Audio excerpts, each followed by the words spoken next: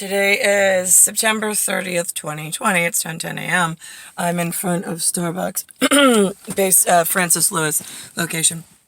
Much better experience today than yesterday, by the way.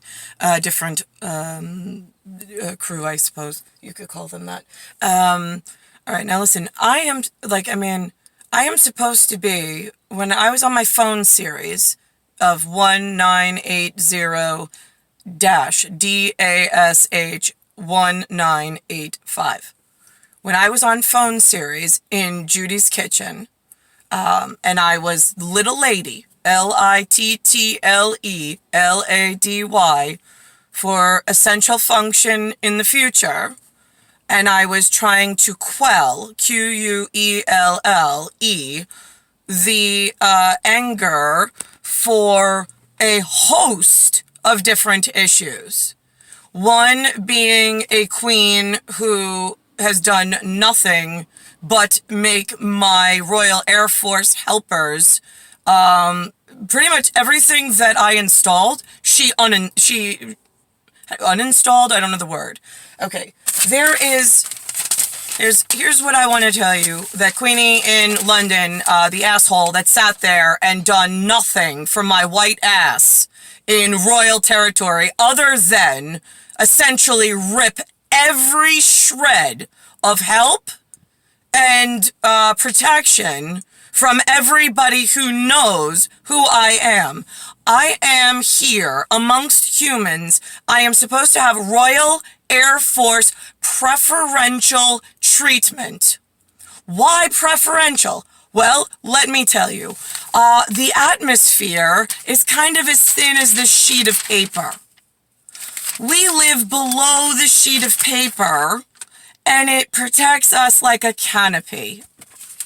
What happens is the asshole named Philip and Elizabeth and Charles and whatever else in their royal menagerie of executable adults who allowed rockets, ROCKETS. It's like a silo on the side of a red barn, the one that holds grain, GRAIN. What they did was they put fuel in it and made it go on a vertical horizon. When it went on a vertical horizon, it hit, this is the atmosphere, ready? It means backwards trajectory, but here we are. Worse than that, it didn't, I could show you the dots, and you can see times per trip just how detrimental it is. But if I actually take the pen and I go through and I make holes, except this pen is too thick, this is what it looks like when you have things rip through the thin fragment of thing you can't see. It's actually more like Jello. If you took a grid iron, but more of like not a thick diameter, like a chicken wire, and you put it in a pan and you put Jello in it, and then you took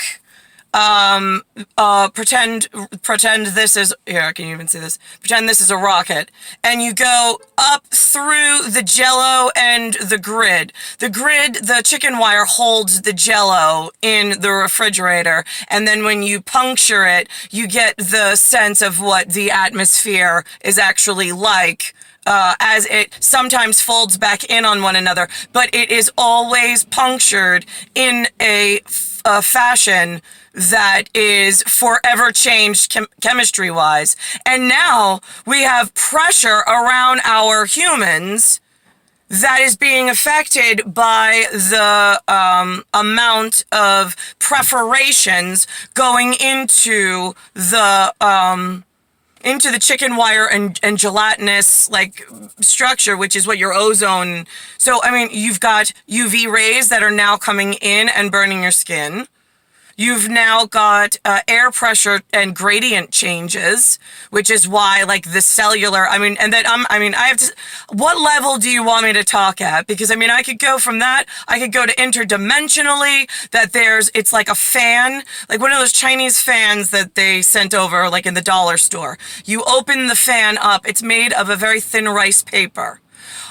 It's got a honeycomb in the center, and it holds two thin, like, very wishy-washy, one on one side, one on the other. When you put the fan in front of you, you can't see anything. I don't see anything that's wrong. I don't know what you're talking about. I don't know. And then somebody moves the fan and goes, no, wait, you gotta look at it this way. And then you look and you can see inside the honeycomb and you're like, whoa, that's a problem. Yeah, and then if they remove the lining of the honeycomb, the two sides of the fan no longer stand up. They now collapse in on one another. And now it's even more dangerous because it's such a thin material. How do you rebuild it back up? Well, that's the project I was born for, and I can explain such things innately, INNATELY. So I'm just confused where that's the preferential treatment. The person, PER, and then it's form, FORM, preferential. It's a preform. They knew I was coming. They knew why I was coming. They asked that I help. We put the agenda together of what I was to do, along with Happily Ever After with the handsomest man on the planet, according to my Coptic and, like, my whatever. And then we had Sacred Ancient Purpose as well in Quiet Places. But you interfered with everything. For local shitbag things. For family that's not really family. And then my outer Royal Air Force, like, helper, when she was calling around, all of a sudden I started getting desperate calls on my 1980-1985 phone series that they were threatening to kill her and that Elizabeth wouldn't do anything and she wanted it on doll record since I'm the only doll who's here to help everybody, but Elizabeth is really fucking everything up. They won't give me my Royal Air Force preferential treatment to kill anything that thwarts any of the efforts I'm trying to do for the greater good, just for some stupid local, whether it be royal or whether it be shitbag, doesn't fucking matter, around the world.